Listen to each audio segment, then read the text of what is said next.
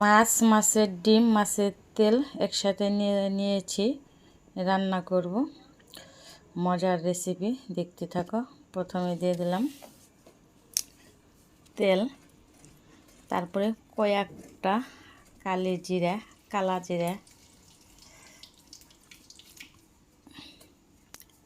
তারপরে দিলাম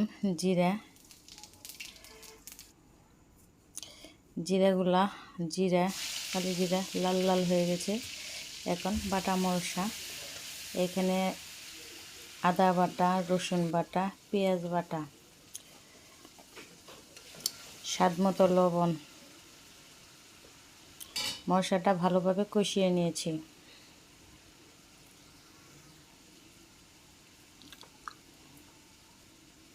হলুদের গুঁড়ো, মরিচের গুঁড়া,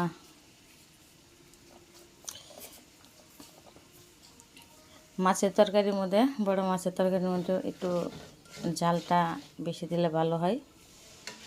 আমি তো সবসময় সব তরকারির মধ্যেই কাঁচামরিচ দিই। এটা আমার একটা অভ্যাস হয়ে গেছে। কাঁচামরিচ না দিলে মনে হয় আমার কাছে তরকারি ভালোই লাগে না, আর কীরকম জানে লাগে। তে যাই হোক, আমার কিন্তু মশলাটা কষানো হয়ে গেছে, আর কালারটাও কিন্তু খুব দারুণ। আর এই মাছের পেটে ডিম ছিল, অল্প ডিম, বেশি ডিম না। আর মাছ মানে আমি ডিম রান্না করি, সবজি তরকারি দিয়ে রান্না করি, কারণ আমার ছেলে ডিম খেতে খুবই পছন্দ করে, আমার কাছেও খুবই ভালো লাগে। তে মাছ সহ ডিম রান্না করব। আসলে এই তরকারিটা খুবই ভালো হয়েছিল, অনেক মজা হয়েছিল, কারণ তরকারিটা রান্না করছিলাম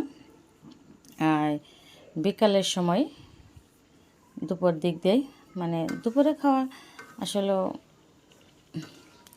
খাইতে খাইতে সন্ধ্যা লেগে গেছিলো। আজকে অনেক কাজ করা হলো বাসায়, অনেক কাজ মানে কি, ওই আগে ওয়াইফাই লাইনটা যে নামাইছিলাম, খুব সমস্যা দিত, কাজ করাই যাইতো না, আটকে মানে অনেকবার ফোন দিয়ে বলা হয়েছে যে ঠিক করে দেন। আমাকে বলে, মানে ওরাই বলে যে স্পিড বাড়ায় নেন। ভাই, দুইটা মোবাইল চলে আর একটা টিভি চলে, কেন বাড়াই নিম? তো ভালোভাবে বলছি না, বাড়াই দেয় না, মানে কি বলবো, টাকা দিয়ে মাসে টাকা দিতে হয়, কি এর জন্য মানে এত ডিস্টার্ব? টাকায় যেহেতু দিমু, এত তো সমস্যা নিয়ে কাজ করলে চলবো না। তাছাড়া আমি কাজ করি,